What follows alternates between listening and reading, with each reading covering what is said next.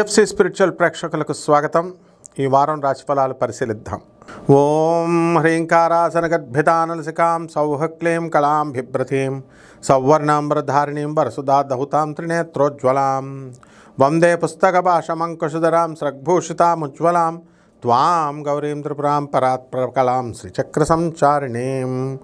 ఓం శ్రీ బెజవాడ కనకదుర్గాదేవ్యాయ నమః. మనకి ఈ వారంలో గ్రహ స్థితిగతులు ఎలా ఉన్నాయో మనం చూద్దాం. రాహువు కుంభరాశిలో ఉన్నాడు, శని వక్రించి మీనరాశిలో ఉన్నాడు, మరి కేతువు ఈ యొక్క సింహరాశిలో ఉన్నాడు. ఈ వారంలో రవి 16వ తేదీ నుంచి మనకి ఈ యొక్క సింహరాశి ప్రవేశము. ఇక గురుడు వచ్చేసరికి మనకి కర్కాటక రాశిలో ఉన్నాడు.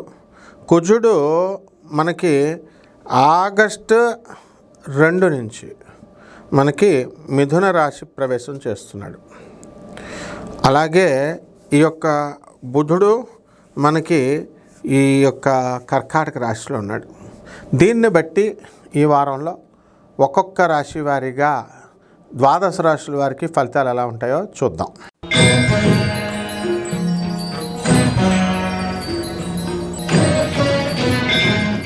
వృషభ రాశి. ఈ రాశి వారికి ఆదాయాలు గతంలో కంటే కూడా బాగా పెరగడం, తర్వాత మనశ్శాంతి లోపము అనేటటువంటి అర్ధాష్టమ కేతువు వల్ల జరుగుతుంది. నూతన వ్యాపారాలు చేయాలి అనేటటువంటి ఆలోచన మీకు వస్తుంది. లాభంలో శని వక్రించి ఉన్నాడు కాబట్టి అన్యాయార్జిత ధనము మీకు కలిసి రావడము, మీ యొక్క తండ్రి తరపు ఆస్తులు ఇవన్నీ కూడా వాటాలు మీకు సరిగ్గా వేసుకొని మీకు రావడం అనేటటువంటిది జరుగుతుంది. మీడియా రంగంలో ఉన్నటువంటి వాళ్ళందరికీ కూడా ప్రమోషన్లు రావడం ఇలాంటివన్నీ కూడా జరుగుతాయి. జీతభత్యాలు పెరగడం.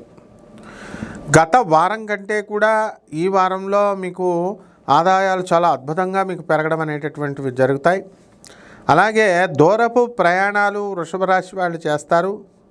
ఆరోగ్య భంగాలు ఉన్నప్పటికీ కూడా అవి మేజర్గా కావు.